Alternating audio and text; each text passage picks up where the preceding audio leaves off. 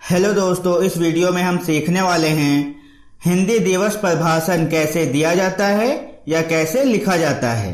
तो ज्यादा देर ना करते हुए दोस्तों चलिए शुरू करते हैं। हिंदी दिवस पर भाषण।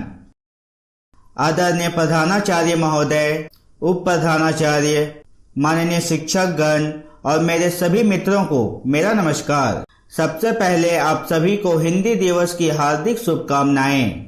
जैसा कि हम सभी आज यहाँ हिंदी दिवस मनाने के लिए एकत्रित हुए हैं और इस महान हिंदी दिवस के मौके पर मैं आप सबके सामने हिंदी भाषा के महत्व और इनके इतिहास के बारे में कुछ पंक्तियाँ लेकर उपस्थित हूँ। आशा करता हूँ कि यह पंक्तियाँ आपको अवश्य रोचक लगेंगी।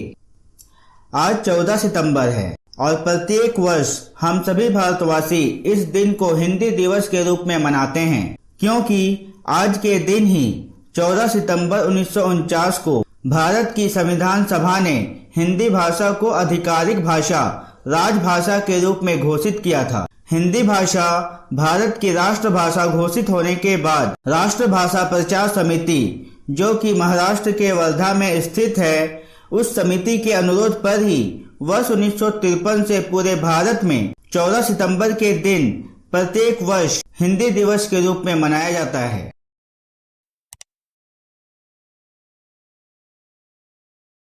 हिंदी भाषा को आसानी से भारत का राष्ट्रभाषा का दर्जा नहीं मिला था।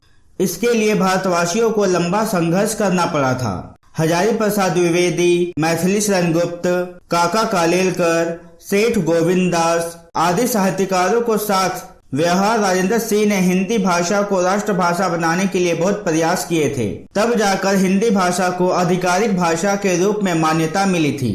वर्ष 1918 में महात्मा गांधी जी ने भी हिंदी साहित्य सम्मेलन में हिंदी भाषा को राष्ट्रभाषा बनाने को कहा था। गांधी जी ने हिंदी भाषा को जनमानस की भाषा भी कहा था, जो कि कई वर्षों के बाद, सबके अथक प्रयासों के बाद हिंदी भाषा को भारत की राष्ट्रभाषा बनाने में सभी सफल हुए। हम उनके इस योगदान को कभी भूल नहीं पाएंगे। हमें उन पर गर्व है।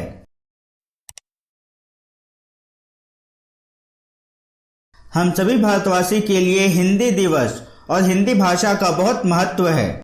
हिंदी दिवस मनाने का एकमात्र उद्देश्य भारत देश की राष्ट्रभाषा हिंदी भाषा को महत्व देना है। इसलिए भारत के हर कार्यालय में हिंदी विभाग बनाया गया है, ताकि हिंदी भाषा को जन जन तक पहुंचाया जाए। ऐसा इसलिए किया गया ताकि लोग हिंदी भाषा के महत्व को समझ सकें। आज के समय में भारतवासी अंग्रेजी भाषा सीखने के लिए ज्यादा झुकाव रखते हैं, लेकिन हम भारतवासी को यह कभी नहीं भूलना चाहिए कि हिंदी हमारी राष्ट्रभाषा है। हमें अपनी भाषा, संस्कृति को कभी भूलना नहीं चाहिए, क्योंकि यही हमारी भारत की पहचान है। हिंदी भाषा भारत को हमेशा एकजुट रखती है। हमें अंग्रेजी भाषा या अन्य कोई भी भाषा सीखनी चाहिए, लेकिन हमें अपने देश की राष्ट्रभाषा हिंदी भाषा को कभी नहीं भूलना चाहिए। जब तक खुद भारतवासी हिंदी भाषा का उपयोग पूरी तरह से नहीं करेंगे, तब तक हिंदी भाषा का विकास नहीं हो सकता। इसलिए हिंदी भाषा के महत्व के बारे में बताने के लिए ही हिंदी दिवस मनाया जाता है। हिंदी भाषा का विकास और इस हिंदी भाषा को विलुप्त होने से बचाने के लिए ऐसा करना अनिवार्य है।